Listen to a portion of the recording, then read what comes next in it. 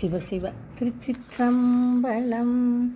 5 நாட்கள் செய்யும் சிவபூசையின் பலன் யாது?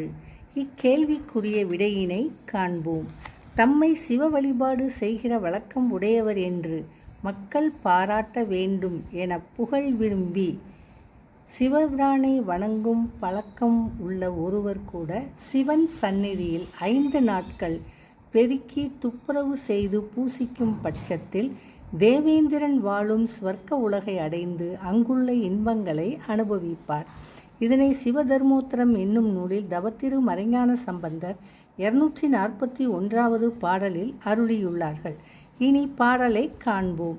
இவர் சிவபூசை பண்ணும் இயல்பினர் என்று தம்மை புவி தலம் புகழல் வேண்டி பூசனை புரிந்தார் தாமும் அவன் அரண் அடியில் 5 தினம் அளவு அழகினாலும் திவிதல் போக பேதம் திளைப்பர் இந்திரனை சேர்ந்தே என்பதாகும். இப்பாடலில் வரும் புவி தலம் என்பது ஆகு பெயராக மக்களை குறிக்கின்றது.